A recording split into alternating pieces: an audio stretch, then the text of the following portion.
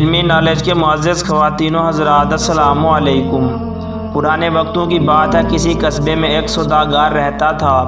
اس سوداگر کی بیوی ایک حادثے میں وفات پا گئی تھی۔ اس سوداگر کی ایک نہایت ہی خوبصورت، حسین و جمیل بیٹی تھی۔ وہ سوداگر اپنی بیٹی کی پرورش ماں اور باپ دونوں بن کے کرتا رہا۔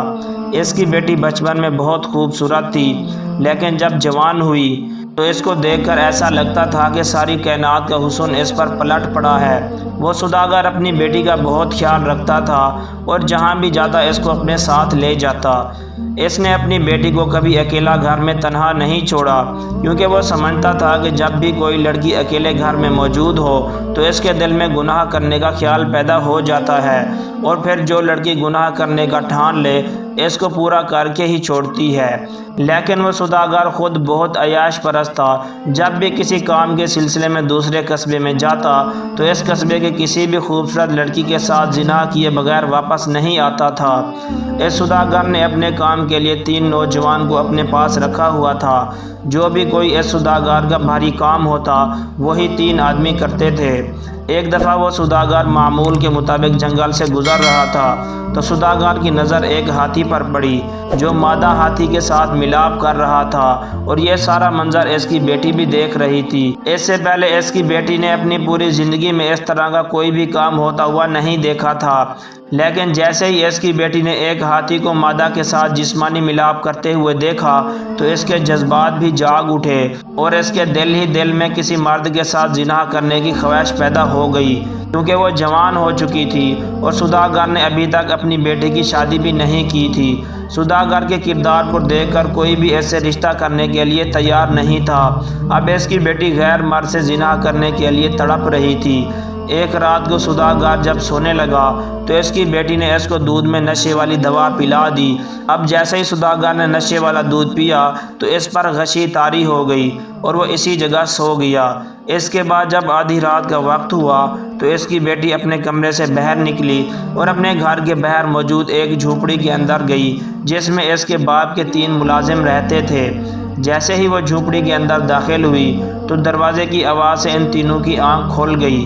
انہوں نے جیسے ہی سوداگر کی بیٹی کو اپنی جھونپڑی میں دیکھا تو وہ بڑے حیران ہوئے، لیکن سوداگر کی بیٹی نے جھونپڑی کے اندر داخل ہوتے ہی اپنی خواہش کا اظہار کر دیا کہ میں تم تینوں کے ساتھ زنا کرنا چاہتی ہوں، لیکن اس بات کی خبر کسی کو بھی نہیں ہوگی۔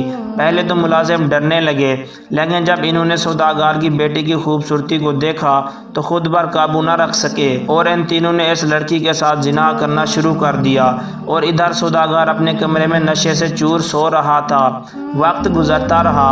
وہ سوداگر کی بیٹی ہر روز اپنے باپ کو دودھ میں نشے والی دوا ملا کر پلا دیتی اور پھر اس جھونپڑی میں چلی جاتی، اور ساری رات وہ تینوں نوجوان سوداگر کی بیٹی کے ساتھ زنا کرتے۔ چند دن بعد سوداگر کو محسوس ہوا کہ اس کے تینوں ملازموں کو کام میں سستی پیدا ہو گئی ہے اور ان کی جسمانی طاقت بھی بہت کم ہو گئی تھی، کیونکہ پہلے جتنا وزن ایک آدمی اٹھاتا تھا اب وہ 3 بھی نہیں اٹھا سکتے۔ وہ سوداگر سوچ سوچ کر بڑا پریشان ہو رہا تھا، آخر ان تینوں ملازموں کو کیا ہو گیا ہے؟ اور ادھر سوداگر کی بیٹی کی حرکات بھی بہت تبدیل ہو چکی تھی۔ اس کے چلنے کا انداز، اس کے بولنے کا انداز، اس کے دیکھنے کا انداز سب کچھ بدل چکا تھا۔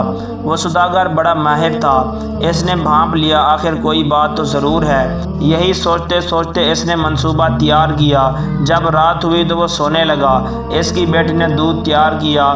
جیسے ہی اس نے اپنی بیٹی سے دودھ لیا اس وقت ساتھ پڑے دیے کو بجھا دیا اور دوسری طرف دودھ الٹ کر بیٹی کو کہا میں نے دودھ پی لیا ہے۔